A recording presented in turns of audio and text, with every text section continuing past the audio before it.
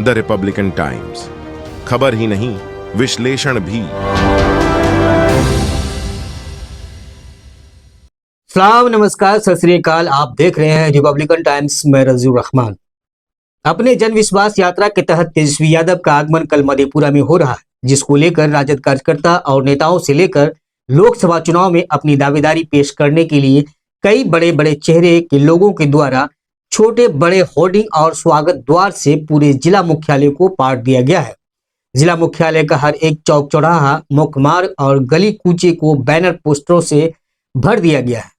नजर जिधर भी जाती है उधर ही तेजस्वी यादव के स्वागत स्लोगन से लैस पोस्टर दिखाई दे रहे हैं।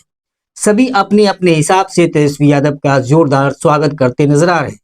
आपको बता दें कि राजद के प्रदेश कार्यालय से प्राप्त कार्यक्रम के अनुसार तेजस्वी यादव 28 फरवरी को मधेपुरा परिसदन में रात्रि विश्राम करेंगे और 29 फरवरी की सुबह 8 बजे से पत्रकारों से वार्ता करने के बाद वे अपने काफिले के साथ सुबह 9 बजे परिसदन से बीपी मंडल चौक पहुंचेंगे।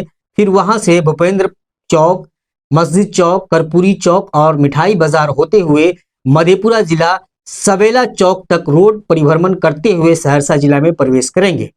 तेजस्वी यादव के इस प्रोग्राम को लेकर राजद कार्यकर्ता और नेताओं में काफी जोश और खरोश देखा जा रहा है। वहीं कई ऐसे चेहरे भी हैं जो लोकसभा चुनाव में अपने मधेपुरा से अपनी उम्मीदवारी को यकीनी बनाने के लिए में कोई कसर नहीं छोड़ना चाह रहे हैं, जिसमें कई चेहरे तो मूल रूप से मधेपुरा के निवासी हैं। वहीं एक चेहरा ऐसा भी है जो मूल रूप से मधेपुरा के तो निवासी नहीं है, लेकिन मधेपुरा की सियासत में अपनी मजबूत पकड़ को बरकरार रखने के लिए, या यूं कहें तो शायद गलत नहीं होगा कि खाना पूर्ति के लिए मधेपुरा में अपना निवास स्थान बनाकर खुद को मधेपुरा वासी होने का दावा करने में कोई कसर छोड़ते नहीं है। मेरे ख्याल से मधेपुरा के लोग अब तक ये समझ चुके होंगे कि मैं किस चेहरे की बात कर रहा हूं। फिर भी आपकी जानकारी के लिए बता दूं कि मैं बात कर रहा हूं शांतनु बुंदेला की, जिन्होंने शायद इस चुनाव में अपनी दावेदारी को और भी ज्यादा मजबूत करने के लिए अपने नाम के टाइटल को बदलकर यानी शांतनु बुंदेला की जगह शांतनु शरद यादव रख लिया है। शांतनु बुंदेला का मानना है कि मधेपुरा उनके पिताजी का यानी शरद यादव का क्षेत्र है। उस लिहाज से मधेपुरा लोकसभा चुनाव में महागठबंधन का वे सबसे मजबूत दावेदारी उनकी बनती है। इस गफलत में मत रहिए कि ये बातें मैं अपने मन से गढ़ रहा हूँ, बल्कि ये बात खुद शांतनु बुंदेला ने पिछले साल 4 नवंबर को मधेपुरा के उदा किशनगंज में रिपब्लिकन टाइम्स के कैमरे के सामने कही थी। यकीन नहीं हो रहा है तो खुद ही सुन लीजिए कि शांतनु बुंदेला ने क्या कहा था। लगातार सर आप मधेपुरा दौरा कर रहे हैं, इसका क्या मायने है? नहीं, मायने क्या, मेरे पिताजी का क्षेत्र है ये। पिछले 30 साल से यहाँ से वो राजनीति कर रहे हैं, तो हमारा तो घर है यहाँ, तो हमारा जाना तो शुरू से लगा रहता है। सुन लिया आपने। अब ऐसे में लोकसभा चुनाव में महागठबंधन का उम्मीदवार कौन होगा यह तो फिलहाल महागठबंधन के जानिब से अभी आधिकारिक तौर पर स्पष्ट नहीं किया गया है, लेकिन शांतनु बुंदेला के तेवर और उनके कथन ये इशारा कर रहा है कि वह महागठबंधन के सबसे मजबूत उम्मीदवार है, क्योंकि मधेपुरा से सिर्फ उनका ही हक बनता है। वो इसलिए कि मधेपुरा उनके पिताजी यानी शरद यादव जी का राजनीतिक क्षेत्र है और वो भी शरद यादव के साहबजादे हैं। ऐसे में सवाल यह उठता है कि फिर उम्मीदवारी के रेस में बाकी चेहरे किस स्थान पर रहेंगे।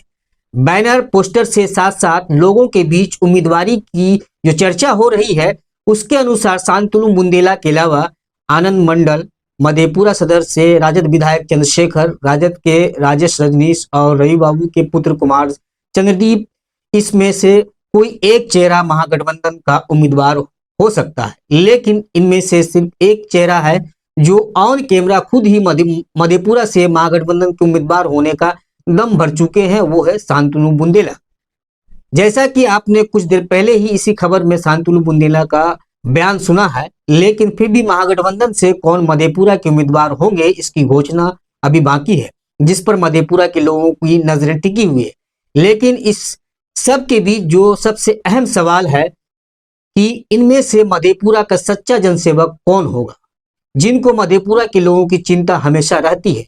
यहाँ के लोगों को होने वाली समस्याओं के समाधान की दिशा में किसने कितना संघर्ष किया, आपदा हो या विपदा, किसने आंसू पोंछने का काम किया, किसकी नजर में जनता मालिक है और किसकी नजर में जनता गुलाम?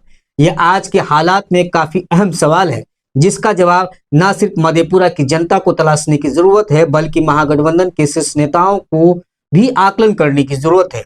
वैसे तो मैं क्या, आप सभी लोग भी वाकिफ होंगे कि ये सारी बातें आज के हालात में कोई मायने नहीं रखता है।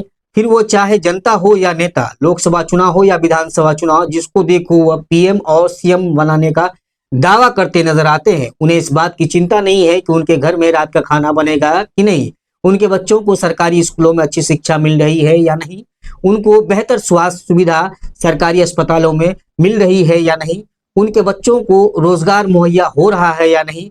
इन सभी चिंताओं को चिता पर लेटाकर बस एक ही चिंता लोगों को परेशान करती रहती है कि उनके विचारधारा का पीएम और सीएम हर हाल में बनना चाहिए।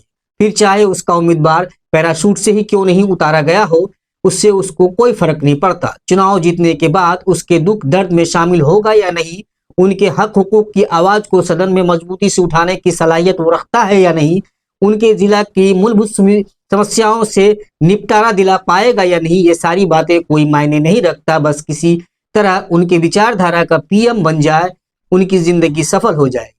कुछ ऐसा ही नजारा लोकसभा के समय सिर्फ मुझे ही नहीं बल्कि आप सभी को भी देखने को मिलता होगा, जो चिंतनीय और विचारणीय है। धन्यवाद।